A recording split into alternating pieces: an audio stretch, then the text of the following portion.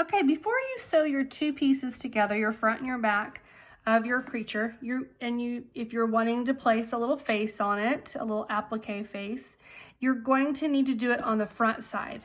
You cannot do it with both of them together, okay? It does not work. So you're gonna take a pin and your cutout piece of felt, and you're going to tuck, pin stuck, nice and in place there. Be careful not to poke yourself. And we're going to come up through the bottom, and you're going to use that spacing in your mind, just like we learned. Okay, hold that back there like so. And you're going to go straight over, but we're not going to go over our monster body. We're going to go over the face, which means I'm going to go straight across, just like that. Let me get a little closer so you can see what I'm doing. Again, pull it up through, straight down in front of that, onto the body. Now come up both pieces and only go down the body piece. See if I can maybe show that to you real quick. Okay, so I am going to come up both pieces, but now I'm only going to go down, back down through the body. Okay, you come up 2, you go down 1, and you're just going counterclockwise. Perhaps you've noticed I'm going opposite of how a clock runs, and I'm using the same spacing that we used on that stitch card. Okay, that stitch card spacing that we dotted out and did was to teach you, just kind of give you a mental note of how far your spacing should be, how far down, how far apart, etc. That helps you and guides you, and it creates motor memory. Okay, all right, so let's pretend that we're done and we need to tie off our piece here. Okay, so I am going to turn it over, and I'm going to take my needle under the last stitch that I just sewed, that I just made, and I'm going to take my needle and loop it through that loop right next to it that I'm making. I'll do it one more time. It's exactly like what we did on the back of the paper, through that last stitch that you sewed, and then you're going to go through the loop, and now you have a knot. Tuck, tuck, needle stuck or right into your pin cushion. And I'm going to go ahead and cut this little tail off, not right next to the knot. I'm going to cut that tail off. It doesn't matter, it's going to be inside of the little monster anyway. But now, then you're going to continue. So if you had to rethread, you would start right there, so that you're going over the same stitch that you just made, so it stays consistent. Okay, let's put the body together. 2 pieces of felt. We're going to imagine that this is your little creature, whatever it might be, and I'm going to show you how to start and how to tie off, etc. So that if you're not using embroidery floss, then that way this has not been confusing to you, okay?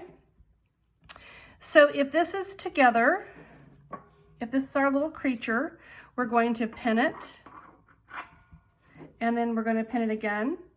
You're going to need to pin it together so that you don't have it moving around on you. Okay, that's the whole point. Check the back, etc. Okay, we're going to sew all the way around, we're going to come up this edge right here and leave open space about 3 fingers wide. So we're going to go all the way around, going counterclockwise, which means not the right way a clock goes. Okay, and we're going to start from the inside. So I'm going to take it right here and start on the inside layer. I did not go through the back. I'm only starting on the inside, and we're going to use the overcast stitch. We're going to tuck that little tail in there. Your thread will get tangled or twisty. Just take your fingers and untwist it. Okay, we're going up the side, so we're going to cast over using that spacing like we used before. Just cast over, no tying it in any place, just cast over, and you're going to come straight up.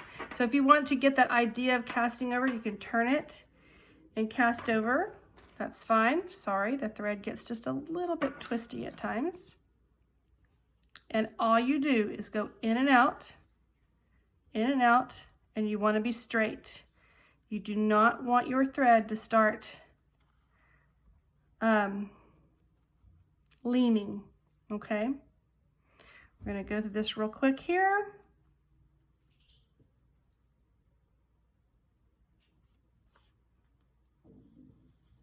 Super fast, super fast.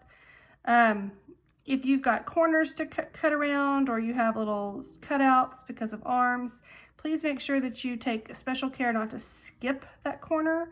I will show you like right here. I'm going to come up to the corner, but then I'm going to go into the corner. See how I am even with it? I am going to go into that corner because I want to make sure that when I do stuff it, that it's not going to come out. So I want to really secure that space right there. Okay. Continuing on. And the reason why I'm continuing on is I want to show you when you need to tie off. Sometimes you can't help it. You know, the stitches lean, and that's okay. We're trying to avoid it, and you don't want them to be too far apart. So think about the stitch card again that we used. Did you catch my finger coming in back there? Trying to keep it from tangling up too much. All right. Just like when we did our stitch card, you can't tie off your thread if you have a very short amount of thread. So I always say when it looks like it's about half of a ruler, about 6 inches, you may be able to get, you know, a handful of stitches left. But you have to have at least twice the length of the needle before you can tie off, because your needle is guiding the thread, okay? So I think I might be able to get just 1 or 2 more stitches out of that thread. Okay, we're gonna stop here. It's a lot faster than what I was doing with the embroidery floss. Okay, to tie off, because we're going to need to thread up and go again, and we might have to thread up twice before we finish. You're not going to go through the back like we were going. You're going to go back into the front, and you're going to go right in where you just stitched, and then go through that loop. Go back inside again.